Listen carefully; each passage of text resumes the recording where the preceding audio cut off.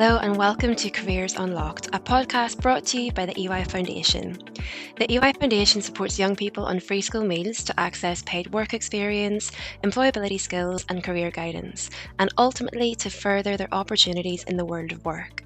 We do this through a variety of programs and partnerships that meaningfully join up both sides of the labour market.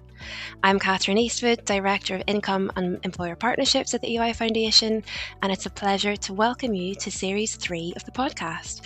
If you're joining us for the first time, please go back and listen as you've got 6 episodes full of wisdom and good conversation to catch up on before this one, as well as all of our mini-sodes with bite-sized segments of information from the longer podcasts. All right, so turning to today's episode, we're going to be looking at the link between entrepreneurship, resilience, and mental health. And this feels like a particularly pertinent conversation to have, as currently 450,000 16 to 24-year-olds are running small businesses in the UK, with approximately 1,000 startups being created every single day in this country. However, 90% of those fail. So today we're going to be asking what it takes to start your own business. And as ever, we're bringing together a young person and an industry expert to talk through their experiences in this area and hear about what they've learned along the way. Okay, so let's get into it. For today's episode, we are delighted to be joined by Sami Gichki and Joel Gujral. Sami is a young social action leader and an aspiring mental health entrepreneur. He is a youth researcher for University of York with a focus on suicide and self-harm, and sits on the advisory board for Wolfson Foundation, as well as the Mental Health Prevention Advisory Board for King's College London. He is also a trustee for a London-based charity that provides mental health support to young asylum seekers and is a governor for a secondary school. Joel Gujral is the 29-year-old founder and CEO of a mental health startup, MYNDUP, which aims to stop the one-size-fits-all approach to mental health. Joel founded MYNDUP in 2019 after he battled with his own mental health and struggled to access appropriate support when working at a global corporate company. Bootstrapping MYNDUP with £105, Joel grew it to a £25 million business in 3 years, raising £5 million of funding along the way.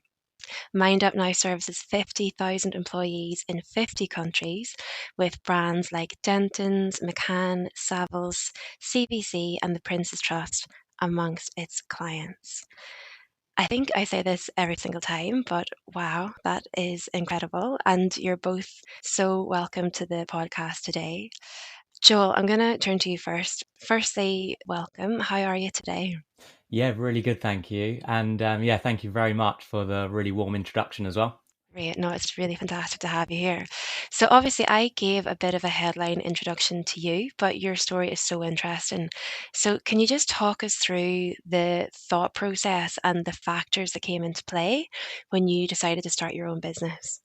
So there was quite a few actually, because this is a real passion project for me. It all sort of dated back, like you mentioned, to my own story and experience. So I was actually working in a large corporate company, and just out of the blue, I had an undiagnosed gut condition. And the doctors didn't really know it was a gut condition. They thought it was something to do with the heart. And I was going around in the NHS in kind of circles with lots of different consultants and doctors. And it got to the point where it started lasting for months and months and months, and my quality of life decreased. So I developed depression because of it. And that depression started to sort of move me into more like a crisis mode as well at certain points of my life. So I knew that I needed help. When I reached out to my company for support, unfortunately, they were unable to support me. So I had to sort of self fund. But what they did have on offer, but there was quite a long wait time for it, was counseling. So I thought counseling would be the solution. So I went and tried counseling, but I actually found it was quite based on the past and not solutions based enough. Mm. And I felt like that could have helped me for a different point in my life. But at that point, I really needed something that was sort of forward looking and solutions based. And actually, it was the counselor and my best friend that said to me, you actually need to be a life coach and a mindfulness practitioner. So a mix of the two to really focus on the future, but also, be more present. And I actually saw someone called Jermaine, and he actually saved my life twice and changed the whole of my life around. So I then set out on a mission to do really two things. And that was show the world there's no single solution to mental health, but then also change the way organizations deal with mental health by removing all barriers to care. And that's kind of how all of it kind of started. In April 2019 was when Jermaine had kind of really changed my life around for the better. Amazing. Thank you so much for sharing that. And from what you've just told us, it sounds like there's very much two factors at play. So the very personal journey that you went through with mental health and then wanting to share that and facilitate that access for other people. But then in terms of the starting your own business side of things, did that feel like a necessity, like something you had to do or something you really wanted to or you'd always thought about?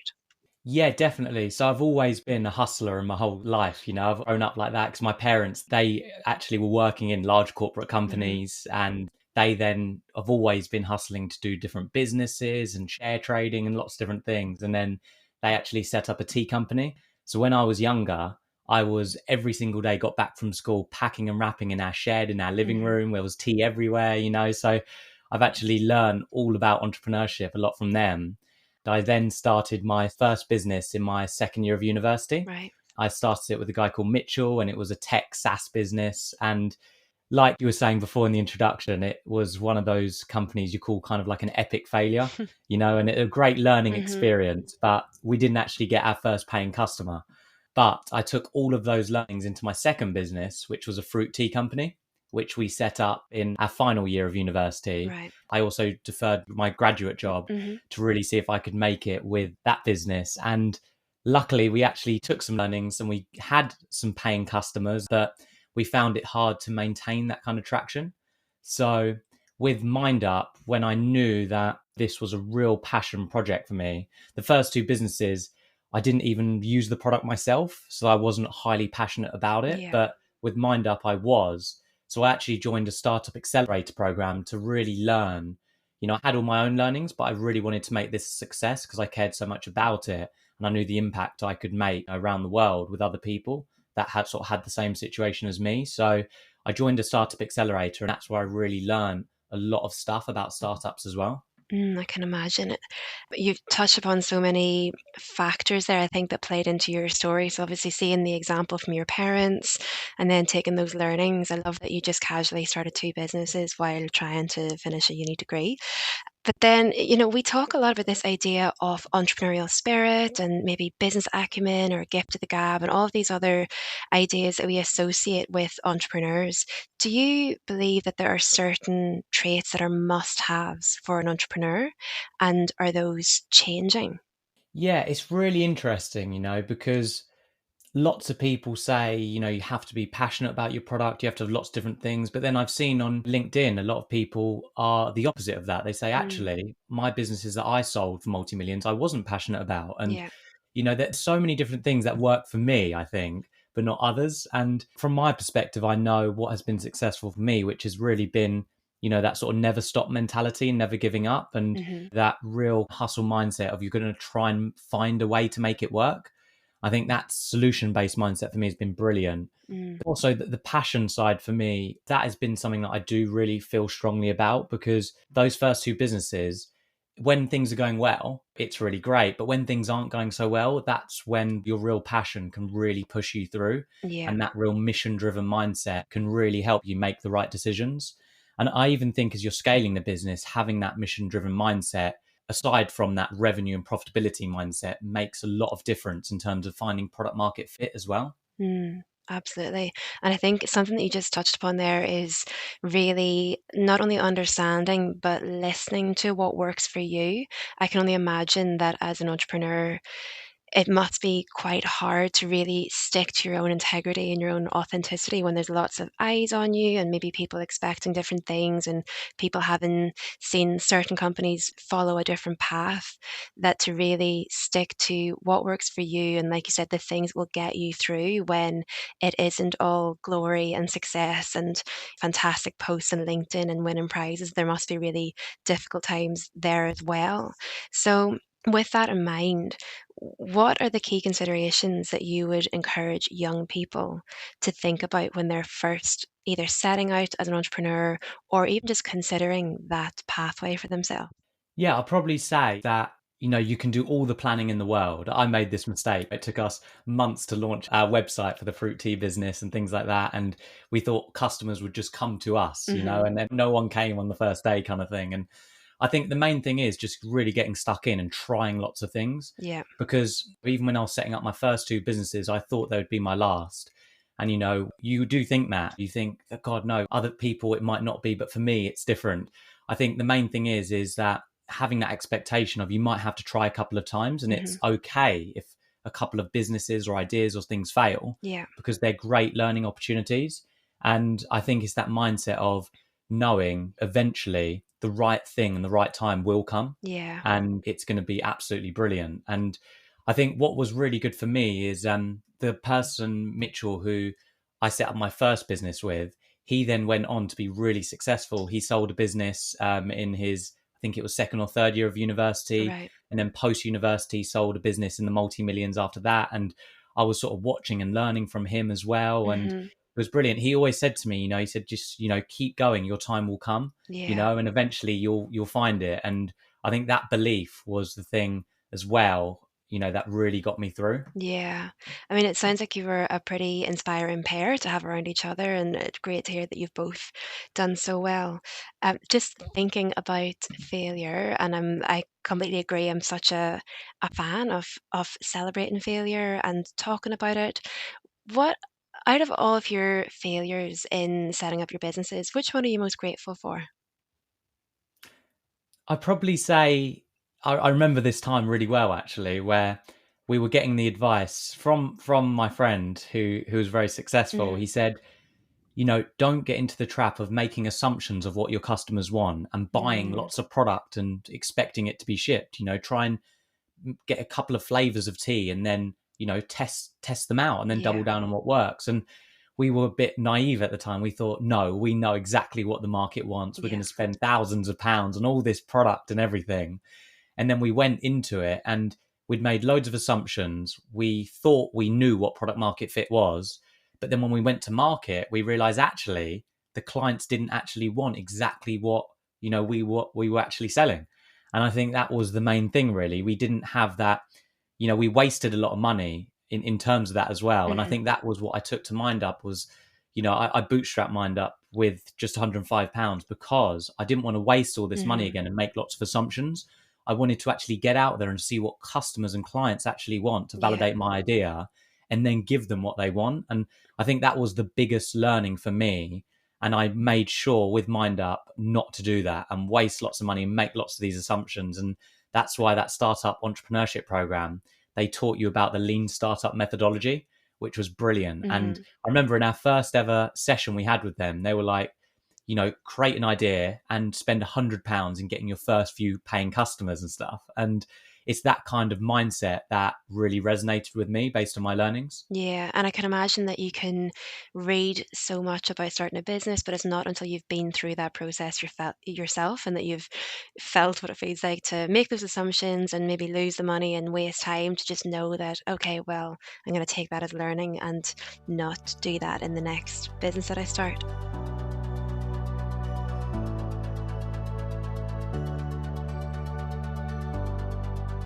Sami, I'm going to turn to you now. You're an aspiring mental health entrepreneur, so very excited to hear your thoughts on all of this. Firstly, what does being an entrepreneur mean to you, and what attracts you to this career path? So for me, an entrepreneur is anyone who wants to take a risk or a leap of faith to achieve something great and actually make a difference in the long run. Most people, when they think about entrepreneurship, they think about the money. But personally, when I think of entrepreneurship, it's not about the money, but it's about the impact that I'm having on other people. Just touching so many lives, it really drives me and motivates me to keep going and like attracts me to this career path. Brilliant. And if you think about how you imagine your career to go and really getting started with your own business, are there any barriers that you've already faced? Or are there any real challenges that you think you're going to face along the way? The biggest barrier that actually prevents me from actually setting up my own charity right now is that I'm an asylum seeker, so I don't actually have the legal capacity to set up my own charity. But another factor would probably be being from a low socioeconomic background. There's a lot of fear when thinking about setting up my own charity. There's so much to gain, but there's also everything on the line, and the stakes are just so high, and you can lose everything. So it can be really scary to think about it, but when you really want something and it's going to happen one day, having that belief in Hmm. yourself and like you know that it Hmm. will happen. So you're just motivated by it and you look forward Yeah, I to mean, it. even the way that you're talking about it now and looking at your face as you're saying it, I fully believe it's going to happen as well, Sammy, because I can feel the belief and the passion. Before we go any further, I'd love to know a bit more about where all of this drive has come from and where the passion has really come from. What is it that's really, really driving you on this career path? Similar to Joel, it was because of my own experience with mental health. Because when I was like 17, I was suffering from an eating disorder while also suffering from anxiety and depression. I feel like the help I was getting wasn't really tailored to me. It was just general. And it felt more like being Mm, a tick box, like going through CAMS. It's quite unnerving and it's like not exactly what you expect it to be because it's mental health. So you're hoping that they will treat you with care and dignity, but that doesn't always mhm. happen. So I just want to make a change to make that different for someone else in the future so they don't have to go through the similar experiences I did and they have a positive experience overall. Brilliant. Well, thank you for sharing that as well. And then in terms of the resources and support, maybe the things that you didn't get, what kind of resource and support would you like to see for young people who are trying to start their own business? One of the biggest ones I think is important for people is like mentorship. Many young people do not have a mentor and they do not have the belief in themselves that they can achieve this great Hmm. thing. That's probably because of their own experiences, but learning that belief that you can do this, being resilient and pushing through it even when you're facing setbacks, that is probably one of the biggest support you can get. Having a mentor that can answer your questions and guide you through this process is probably one of the biggest things would help young people. Do you currently have a mentor, Sammy, or do you have you accessed mentorship in the past, and what has that meant for you specifically? I actually have three mentors because I feel like I'm hoarding them. But Jody, who actually works at EY Foundation, is one of my mentors. And a lot of the time when I have problems with anything, we've had sessions on imposter syndrome before and public speaking, and like it's Hmm. very tailored to me. It allows me to feel like I'm being heard. Someone else believing in you as much as you want to believe in yourself really pushes you forward and makes you believe in yourself as well. It's motivating to see that someone cares about this other than myself. When they have that faith in you, all you want to do is make them proud. That also just pushes you ahead and makes you keep going, even Yeah, when things get hard. brilliant. Joel, in terms of the barriers either that you face yourself or that you see young people facing today when they go to start up their own business, what type of barriers are you seeing? I'd probably say some of them can almost be like invisible barriers as well. Is the main thing because a lot of people say, "Oh, I can't start Hmm. up a tech company because I don't have 100 grand to write an app," and lots of different things, right? And I think that was the main thing for me because at the beginning, people were saying, "How are you going to create this like mental health app and stuff like that? You'd need like developers and so much money and things." And I was thinking, in that sort of hustle Hmm. mindset that I've grown up with, actually, why can't I just use one of these like no code tools like Wix or Squarespace or something like that, and it's like £20 a month. And that is the kind of big thing. I hear a lot of Hmm. people at the beginning create a lot of barriers when really, there is always a way to find a way to make it work in a low Right. cost effective manner. So I think that is the main thing and switching that mindset around. And I think one of the big things that I've found actually, people kind of almost like look at other people and think, oh, that they kind of had it easier, or like they're seeing a lot of stuff on the front or LinkedIn, and oh, the customers just came to them or something like that. Whereas my 10-year overnight success was how it kind of happened, and there's a lot of stuff behind the scenes. And I think having that learning mindset as well Yeah. Yeah. is a great thing that will actually remove some of these invisible barriers because you'll start to see actually 10 other entrepreneurs were thinking the same thing, but just kind of pushed past it in the beginning. You've actually just mentioned something that I really want to touch upon with both of you as well, and that is the interplay between social media and entrepreneurship. And from my point of view, obviously not an expert at all, but I wonder, are there very much two sides to this in the sense of social media, Instagram, TikTok, can make entrepreneurship very accessible in that everybody has access to a platform and a market, and we can find ways to upskill ourselves.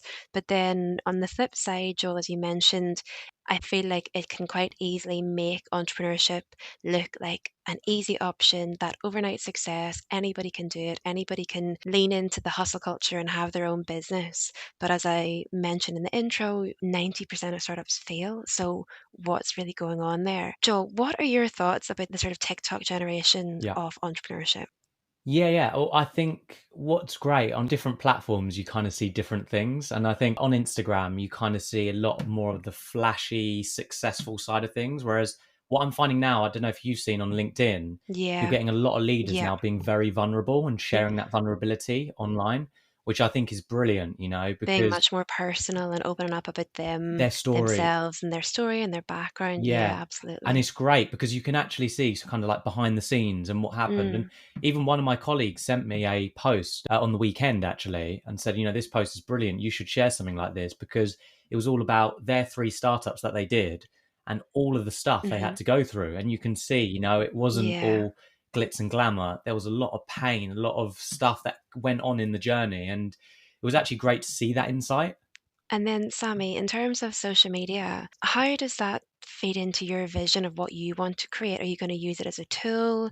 Is it something that you think is quite exciting? Is it challenging? I feel like depending on how you use social media and based on how you're being exposed to it, it can be very varying. Social media has a lot of it's a powerful tool that will definitely need to be used because the outreach is astonishing.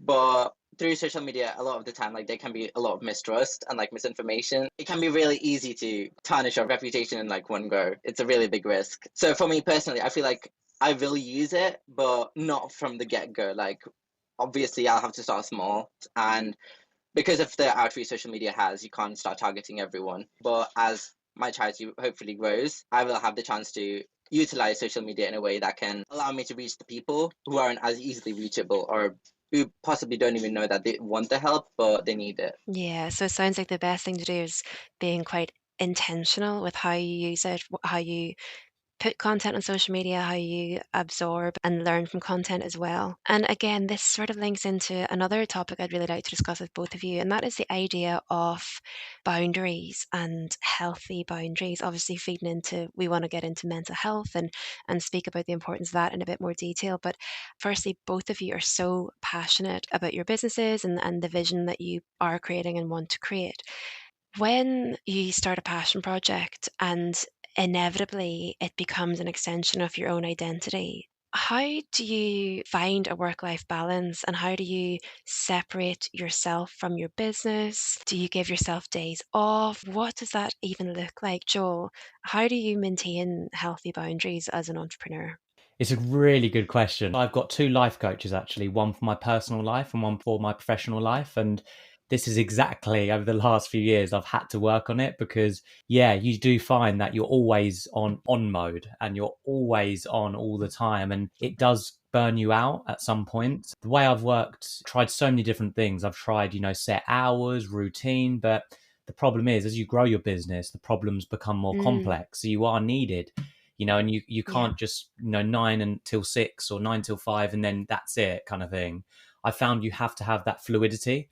So what my life coach explained, which was brilliant, which what I do now is when you have that period of time where you can take a break, doesn't matter what time of day it is, go and take it. Your phone goes in the locker at the gym or whatever it is, and then you have that break for 1 hour or 2 hours and then you come back, and then you're on again. And I think that's been the main thing for me is keeping that fluidity and seeing when those quiet periods are and utilizing them and then going back to work mode straight after. And I think setting those expectations as well, because yeah, you have to expect that it's not going to just be switch off all evening. There might be stuff that comes up you might have to deal with, and that's just the way it is.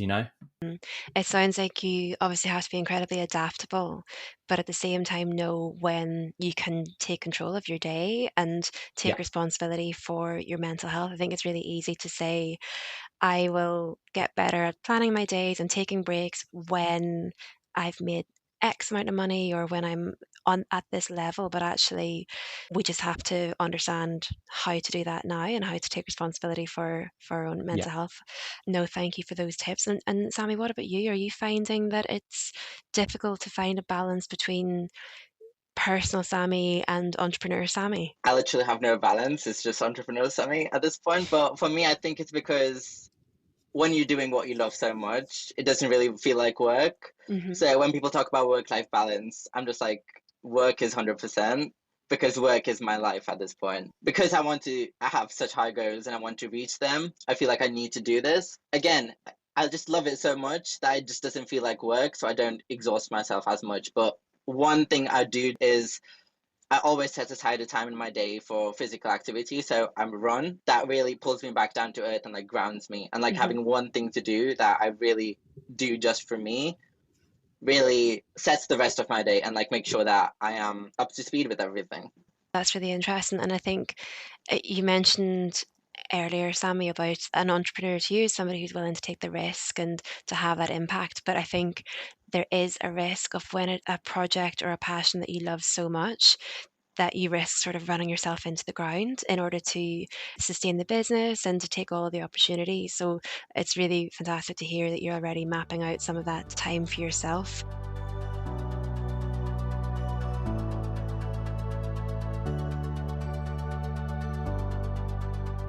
In terms of coping mechanisms, Joel, what about you? How do you look after your mental health? I know you've got your life coaches, which like two incredible resources, but what does that sort of look like on a day-to-day basis? Can you give any tips on your own coping mechanisms? Like you, Sami, physical exercise is key for me. I am actually just naturally a sporty person. I always have been. So I play a lot of golf, tennis. I go to the gym. I've also Hmm. recently joined a gym where there's like a sauna steam room and stuff like that, which is really good. So I actually go there and do a Yeah. few things. I do positive visualization. So I put music on and visualize either a previous moment that really makes me happy or even visiting kind of like my future self and things like that and really visualizing kind of what I want my life to be, or doing like a breathing exercise or meditation in there is brilliant. So there's a few ways I think. And I think it's just, carving out that time for yourself and building it in where, and it might not be a set time every day. It might have to be really fluid, and I think that's the key thing. And doing what makes you happy, I think, is the main thing because everyone will be different. Yeah, absolutely.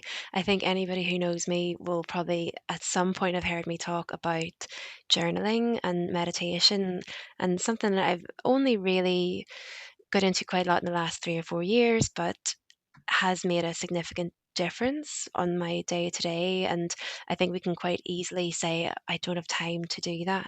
But actually, it doesn't have to take very long at all. You can quickly journal about things that you're grateful for or things, you'd like to achieve that day or that week. And it only really takes a couple of minutes. And similarly, with your meditation, can be a couple of minutes just to be present and to breathe. And I personally find if I do that in the morning, it really sets me up for a very different day. I'm not perfect and I wish I did it every single day. And sometimes life does get in the way, but it's back to what you've both said earlier about taking responsibility to ensure that you're putting those times in your day to try and support your longer term self.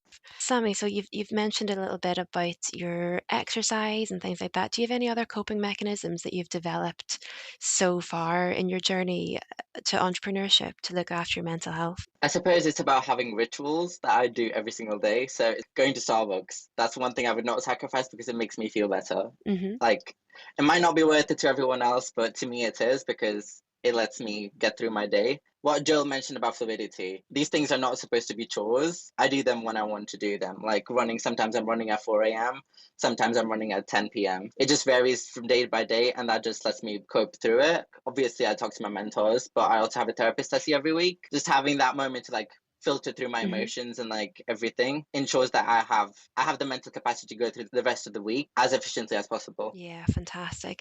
And then in terms of Mental Health Day, that's coming up on the 19th of September.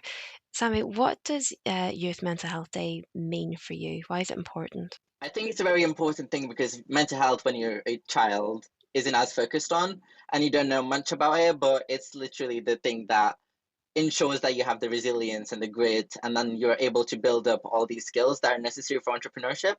Grit, like one word that is, it's so small, but encompasses so much. It encompasses courage, it encompasses your resolve, your character, and like it develops when you're a child. So if you're not focusing on mental health, progress lags behind, and you aren't able to be as ambitious and have that unwavering belief in yourself when you're growing. So focusing on that and like having that time to like acknowledge that even children and young people also struggle with mental health, and like making sure they have the resources to cope with it and deal with mental health in an efficient way is, I feel like it's very important, and it's not as looked upon right now. Yeah, absolutely. And I think you're both leading by example, not only in your businesses, but in the way that you're both so openly talking about mental health and the need to ask for those resources and to ask for help when it's not currently there. Sami, you're still quite early into your journey and your career path. What would you say is the biggest learning that you've had to date? That's difficult to say because there's just so much. One of the biggest things I've learned is that I can never learn everything, and there's always more to learn. There's always room for growth. Even if something fails, that does not make me a failure. It's just a lesson in that I've failed through it. I've learned through it. So just believe in myself. Like one of the biggest things I've learned since for the past few years is that I should believe in myself. Even if everyone else is not believing in me, if I believe in myself, that is enough, and that can get me through things. Yeah, I couldn't agree more. And I love that expression, failed through it. That's exactly it, isn't it? We do. We always get through. We've got through everything so far. So having that mindset and that unwavering belief in yourself that if the evidence to date shows that you've got through all your tough days and this day isn't going to be any different. No, thank you for sharing that. And then Joel, what about you looking back on everything you've achieved to date, all of your businesses, your own journey with mental health? What has your biggest learning been? Yeah, I'll probably say that belief in yourself, like you said, Sammy, is key really. And you might drop your head, after something's failed or something hasn't gone right, but that ability to pick yourself up again is really key. And the thing is that you're always going to be hard on yourself after a failure or something's gone wrong. And it might take you a day, a week, a month to pick yourself back up, but that ability to have that resilience and build on that resilience is, I think, really key. And it's like a muscle memory. The more you kind of train yourself to do it, the better. And the more mindfulness, meditation, visualization you do, the better at it you're going to be. So I think that's been a real sort of lesson and real lifeline for me. And Joel, how many times have you come really close to just giving up? All the time you think that, even at the beginning of MYNDUP, you think the first month in, you think, oh, I just got lucky with that first client, and probably this is just going to be a hobby, or is it actually going to be a success or whatever? And then you start getting through and through, and that kind of thing does happen again and again and again. And Sami, just to maybe leave our listeners, so I think a lot of the listeners of this podcast are young people. Hopefully, with this episode, maybe they've got intentions and ideas of starting their own business. What one piece of advice would you give them, Sami? Don't overthink it, because I have this habit of overthinking everything. But the more overthink it, the more problems you create that shouldn't be there. Just go for it. I mean, that's a perfect way to end. I think we're all guilty of overthinking it, and sometimes you just have to get on with it and get it done. I think that brings us to a natural close. So, a huge thank you to both of you for such an incredible discussion. You've given us so much to think about in terms of what it takes to start a business and how to protect your mental health along the way. So, thank you all for listening. If you like today's episode, please click to follow us and leave a review, as it will help more people find us. And that is all for today. We'll be back soon with more fantastic guests on the next episode. But in the meantime, please keep an eye out for our mini-sode. Thanks again and see you soon.